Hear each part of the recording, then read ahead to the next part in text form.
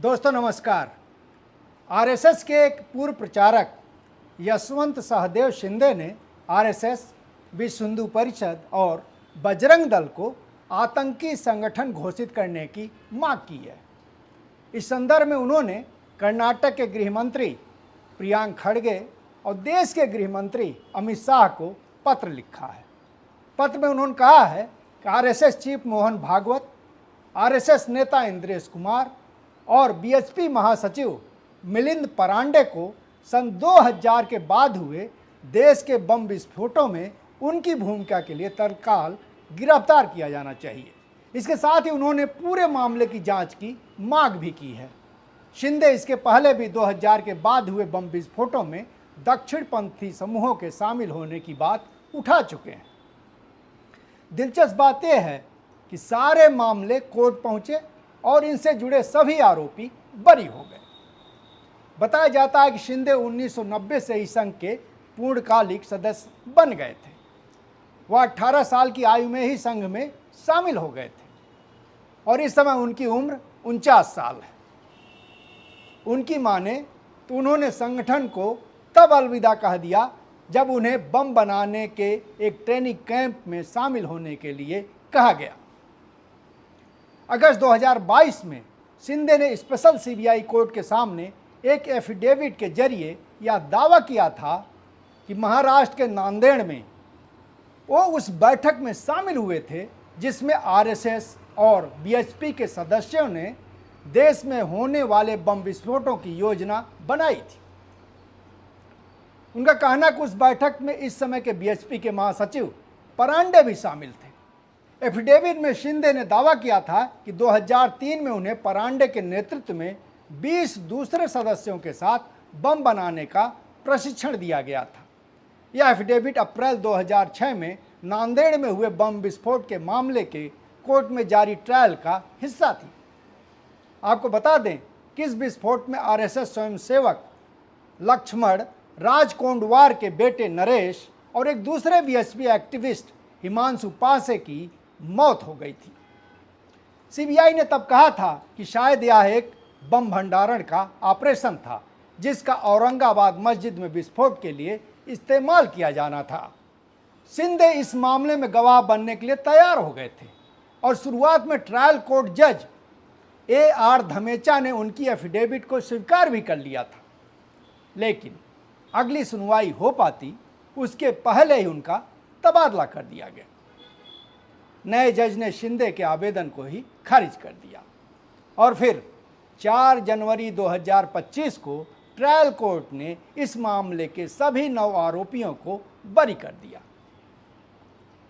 शिंदे ने दावा किया था कि वो 1999 से ही पंसे को जानते हैं जब वह गोवा में वीएचपी के पूर्णकालिक सदस्य हुआ करते थे।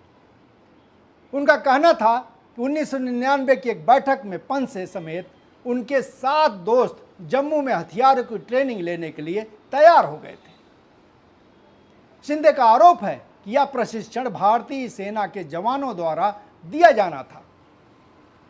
उस समय दिए गए कई साक्षात्कारों में शिंदे ने सनसनीखेज दावे किए थे, जिसमें उनका कहना था कि उन्हें पाकिस्तान में गुप्त अभियानों और भारत में ऐसे बम धमाकों को अंजाम देने के लिए प्रशिक्षित किया गया था जिनका दोष मुसलमानों पर मढ़ा जा सके। उन्होंने आरोप लगाया था कि उनके साथ प्रशिक्षण लेने वाले लोगों ने 2003-04 में जालना, पूर्णा और परभड़ी की मस्जिदों में बम धमाके किए थे। हालांकि सीबीआई की शुरुआती जांच में यह कहा गया था कि इस दावे को पुख्ता करने के लिए मजबूत प्रामाणिक आधार मौजूद है, लेकिन जब ये सारे मामले भारतीय जनता पार्टी के मौजूदा शासन के दौरान अदालत के सामने आए तो सभी आरोपी बाइज्जत बरी हो गए। दिलचस्प बात यह है कि शिंदे के आरोप लगाने के पहले 4 सालों में आरएसएस और बीएचपी की तरफ से कोई प्रतिक्रिया नहीं आई। अपने पत्र में शिंदे ने इंद्रेश कुमार पर अजमेर शरीफ दरगाह धमाके में शामिल होने का आरोप लगाया था। इसके साथ ही उन्होंने 2008 में हुए मालेगांव धमाके में ट्रायल का सामना कर रहे कर्नल प्रसाद पुरोहित और पूर्व बीजेपी सांसद प्रज्ञा ठाकुर के भी इसमें शामिल होने का आरोप लगाया था।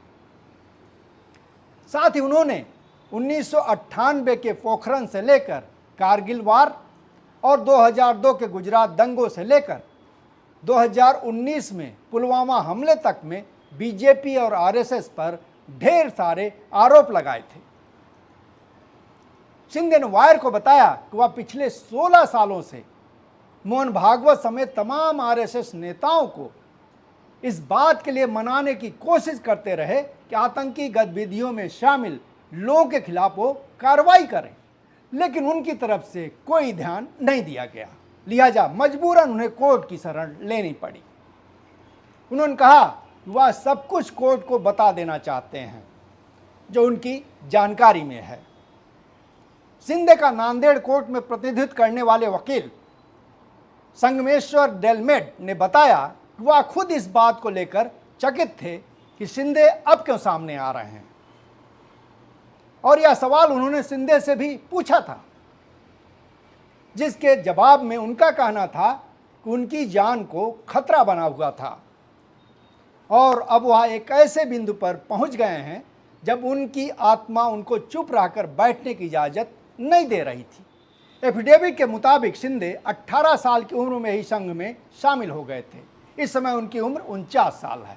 1995 में उनकी जवानी के दिनों में जम्मू के राजौरी में फारूक अब्दुल्ला के दौरे के दौरान उन पर हमला किया गया था, जिसमें शिंदे भी शामिल थे, और बाद में इस मामले में शिंदे को पब्लिक सेफ्टी एक्ट के तहत गिरफ्तार भी किया गया था।